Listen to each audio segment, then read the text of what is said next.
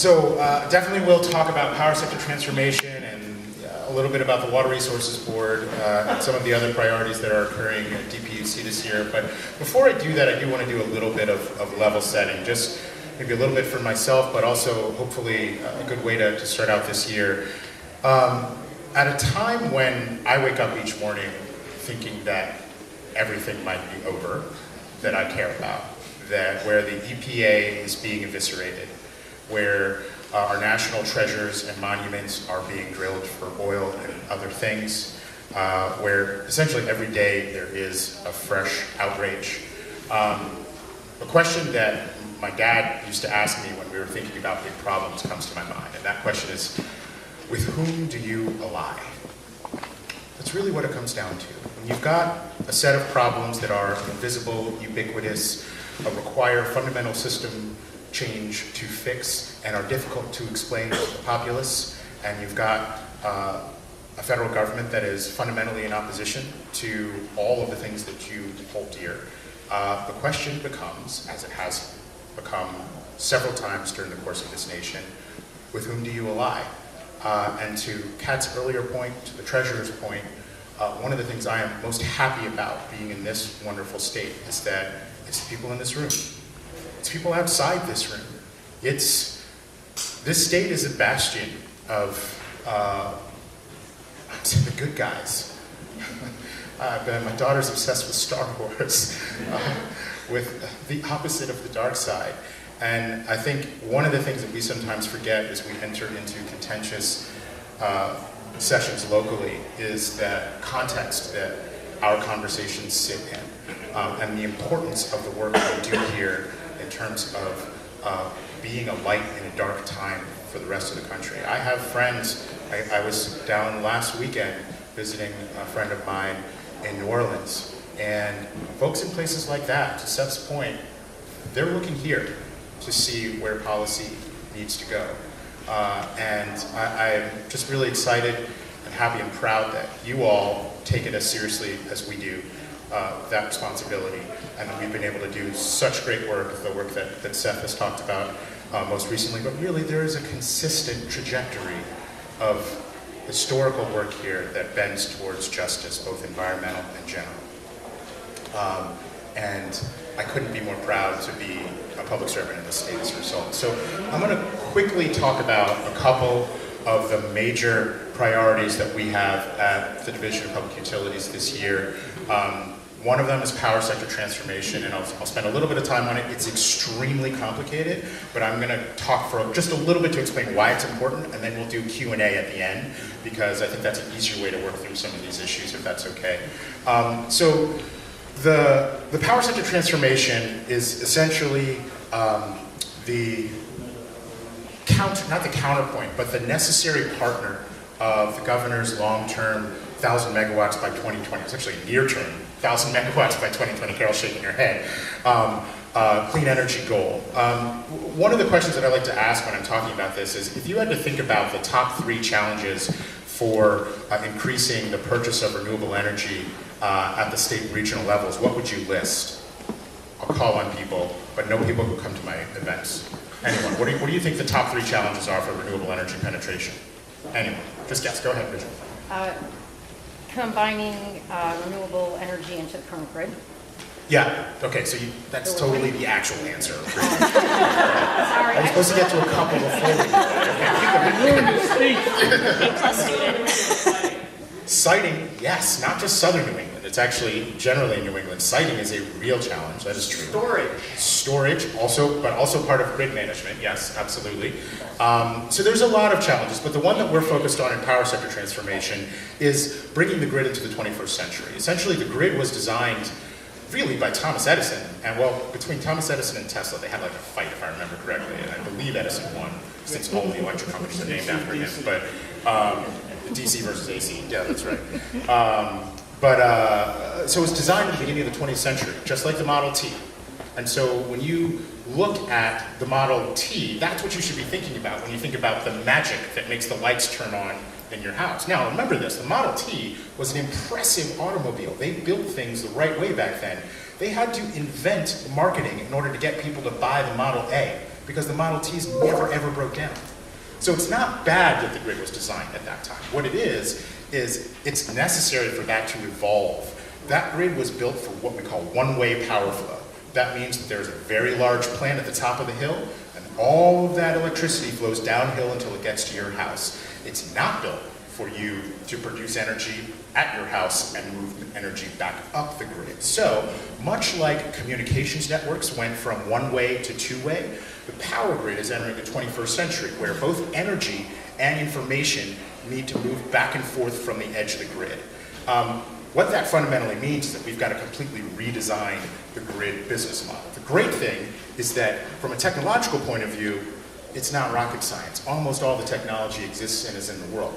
The real challenge is a regulatory challenge, which is why the division, in partnership with the Office of Energy Resources and the PUC, has taken on the power sector transformation, which is a fundamental soup-to-nuts redesign of the utility system to recalibrate the utility system to the 21st century, to make it more consumer-facing, to hold the utility to account for performance in a variety of areas, as opposed to just paying it to move electrons, which is a fundamental challenge of the current system, and to bring information technology to the management of the grid in ways that will allow us to respond quicker to outages, to penetrate more renewable energy, almost to 100% into the grid, as the grid becomes a smart device of its own, if you think about it. And what we've done is we spent the last 9, 10, 11 months now, wow, that went fast, working with stakeholders, many of whom are in this room, having discussions about what that meant for Rhode Island in particular. One thing I'll highlight is we're not the first ones to come up with this idea. Every single electricity system in the developed world is going through this right now. Some are further ahead than others. The great thing about being a little state like Rhode Island is that we can steal ideas from big states that are moving slower and get the cheese. We call it, the secret name for our project is Second Mouse. Big states like California, Massachusetts, New York have spent millions of dollars and lots of money essentially doing a lot of R&D for the rest of the country. They have much more complicated regulatory environments with many utilities. We're able to learn from them. We've got great relationships with their commissions, and hopefully to be able to apply many of those learnings here in Rhode Island first, so that our ratepayers see the benefit. One of the great things about being small, I always like to try to focus on things where we get to say when it's big to be small. And so it's a great opportunity for us. Part of this will be argued during the current rate case, which some of you may be aware of. There are many other opportunities and venues where this is going to be argued, legislated, regulated over the next several years. You don't get to turn a ship of this size in a single year. It's going to take a few years to redesign and fix the system. But I think we've laid out a great roadmap. There are copies of the full report in the back. It's got a pretty blue picture on the front of it with solar panels, which hopefully you can pick up. And even if you don't want to read the 95 or 100 pages, the executive summary on the front is 3 or 4 pages and gives you a really good sense of at least a glimpse of what the future is going to look like. So that's really one of the division's main priorities over the next year. The great thing is that right now it does not seem to require any new statutory legislation. The legislature's done a great job of giving us all of the tools we need in order to transform the system from a regulatory point of view. And if that changes, obviously we'll let you know. But right now we have a regulatory process, and then you'll see changes occur. What I'd love to have is, to the extent that it's possible, and that people are willing to come to public comment events and to participate in stakeholder interactions, and if possible, come to really long, boring public utility commission hearings and meetings. That's really the only way for the commission to hear from the public. So I won't get into the complicated regulatory relationship between our two agencies, but it's really important for folks to show up at those public comment events, because the commission is essentially walled off from the rest of the world while they're deciding a rate case. And this is really the only time that they have to hear from us. So in addition to that, which I'll answer, if any folks have more questions on, I'll answer in a little bit. We are, as part of, was announced in October as part of the governor's set of priorities this year, are going to be taking over the responsibilities of the Water Resources Board, which I'm really excited about. I think if there's one thing that from a policy point of view, that I found frustrating from the day I kind of walked into the public service here, was I had been working a lot on water policy writ large when I was working for Connecticut. The Water Resources Board had really been eviscerated over time by the legislature, and we really need a comprehensive water plan.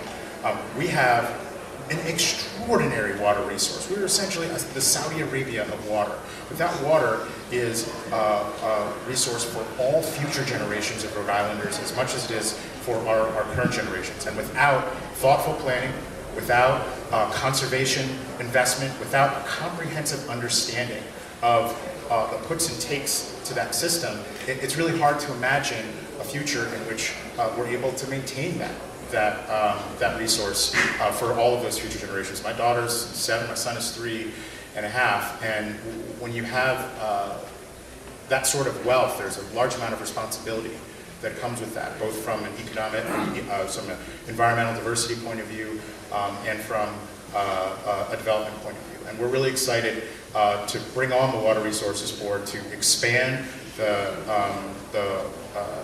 both the assets and the capacity of that organization by adding our own, as well as working with the universities and the stakeholders in Senator Sosnowski's commission to lay out the framework for what the future of water is going to be in this state for the next 50 years.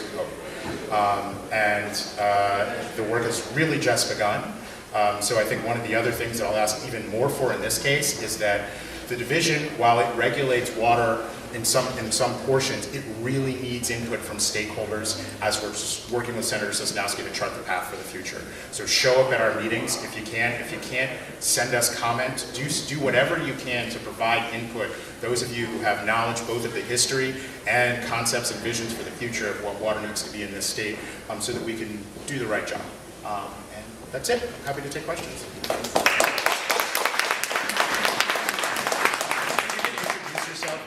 Ask questions, that'd be great, just so I know. I heard anecdotally that the tax bill was going to be a windfall for utilities. Yeah.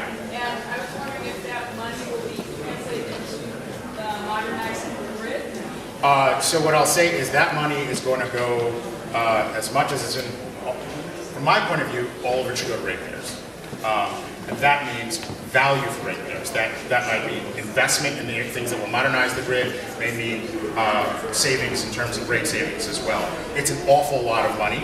National Grid announced, I believe, last week that their early calculation were $27 million on a year-over-year basis. It may be even more than that, we're not sure. That's what the rate case is for. We're really going to dig into every single quarter of a line of their books to figure out exactly what the benefits are, and then make an argument to the Commission about how the money should be spent. So what's the next step for PSD? The next step for PSD is the existing docket. So the rate case is really where there's going to be several battles on power sector transformation fought during this rate case. There's actually 2 separate dockets. There's 4770 and then 4780, which contains a lot of the PST. Really, in our mind, those two things are not extractable from one another, and we view those two dockets as essentially things that need to occur in parallel.